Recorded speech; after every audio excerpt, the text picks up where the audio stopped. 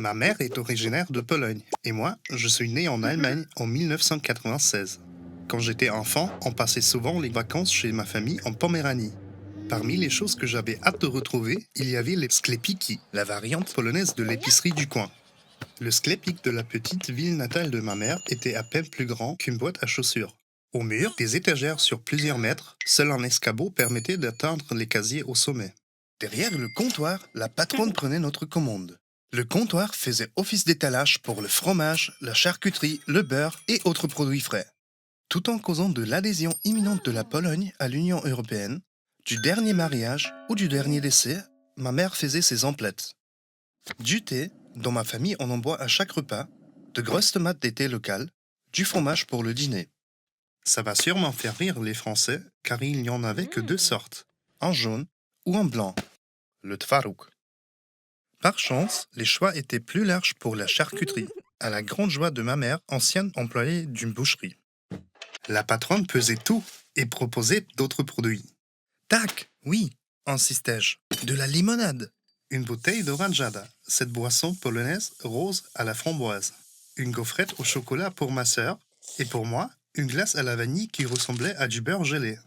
Il fallait vite la manger avant qu'elle ne fonde ou que les doigts gèlent.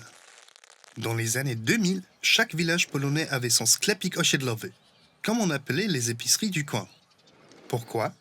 Parce qu'après la chute du communisme, les entreprises publiques ont été privatisées et de nombreuses femmes ont perdu leur emploi. Le chômage étant élevé dans le pays, elles ont souvent dû se mettre à leur compte. Des centaines de milliers de sklepiki sont ainsi sortis de terre. Ils portaient souvent le nom de leur propriétaire. Dorota, Kasia ou encore Jadzia trônaient sur la façade. Une véritable success story de l'esprit d'entreprise des femmes polonaises. Jusqu'au jour où les magasins discount et les supermarchés, surtout allemands et français, ont déclaré la guerre aux sklepiki. Ils avaient plus de choix à des prix imbattables. En plus, après la chute de l'URSS, beaucoup de gens ont voulu acheter les mêmes choses que leurs voisins de l'Ouest. De nombreux Polonais se reconnaîtront, n'est-ce pas? Et c'est ainsi que les sklepiki ont disparu doucement des grandes villes, puis des villages. Notre sklepik a été remplacé par une supérette de la chaîne Żabka, qui signifie petite grenouille. On peut, comme son nom l'indique, y faire un saut rapide pour ses courses, mais il ne reste rien de l'atmosphère d'autrefois. Le rayon fromage et charcuterie a disparu lui aussi, remplacé par un stand à hot dog, un snack très apprécié en Pologne, même par moi.